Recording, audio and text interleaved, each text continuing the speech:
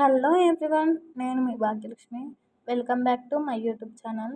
ఈరోజైతే నేను సింపుల్గా అండ్ టేస్టీగా చికెన్ బిర్యానీ ఎలా చేయాలో చూపించబోతున్నానండి.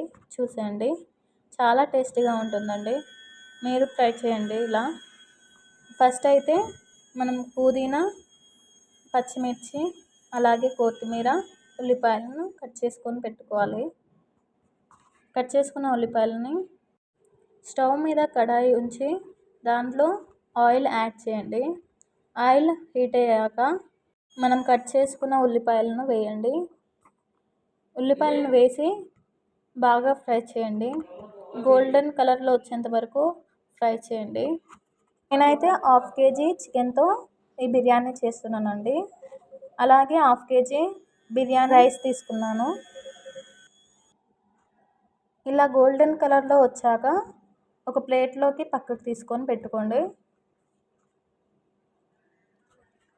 పక్కన ఫ్రెష్గా కడుక్కున్న చికెన్ని ఒక బౌల్లోకి తీసుకొని అందులో కొత్తిమీర, పుదీనా, అలాగే కొంచెం పసుపు, ఇక్కడ నేను అల్లం పేస్ట్ అప్పటికప్పుడే దంచుకొని వేస్తున్నానండి.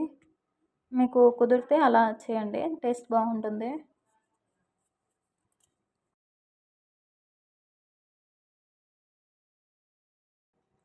అలాగే ఇందాక మనము ఫ్రై చేసిన ఆనియన్స్ ఉన్నాయి కదండి, అవి వేసుకోండి.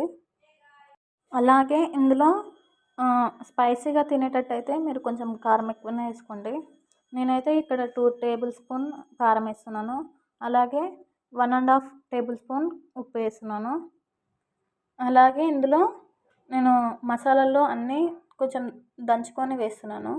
ఇందులోనే 1.5 కప్పు పెరుగు యాడ్ చేస్తున్నానండి. యాడ్ చేసి బాగా కలపండి. వీటిని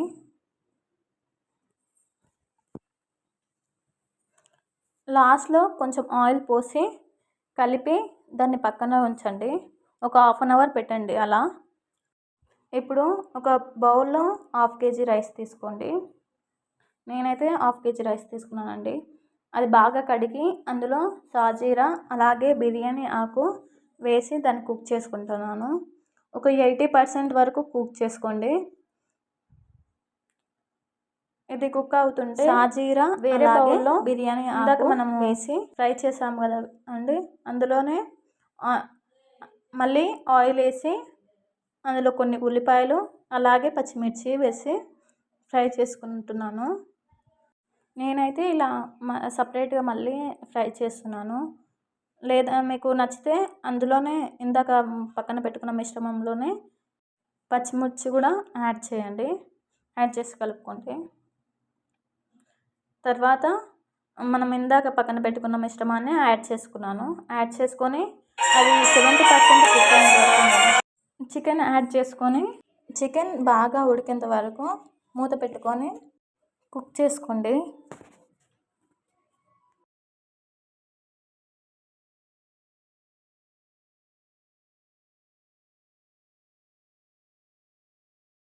ఈ మాదిరిగా కుక్ అవ్వాలండి. ఇలా అయ్యాక బాగా కలుపుకోండి. కలుపుకున్న తర్వాత మనం ఇందాక 80% వరకు రైస్ కుక్ చేసుకోమని చెప్పాను కదండి, అది చికెన్ కుక్ అయ్యాక యాడ్ చేయండి. రైస్ యాడ్ చేసుకొని మొత్తం ఈక్వల్గా స్ప్రెడ్ చేయండి. స్ప్రెడ్ చేశాక ఇందాక మనం ఫ్రై చేసుకున్న ఆనియన్స్ కూడా ఉన్నాయి కదా, అవి పైనంగా వేస్తున్నాను. ఆనియన్స్తో పాటు కొత్తిమీర, పుదీనా కూడా పైనంగా వేసుకోండి మీకు నచ్చితే. నేనైతే కొంచెం ఫుడ్ కలర్ యాడ్ చేస్తున్నానండి.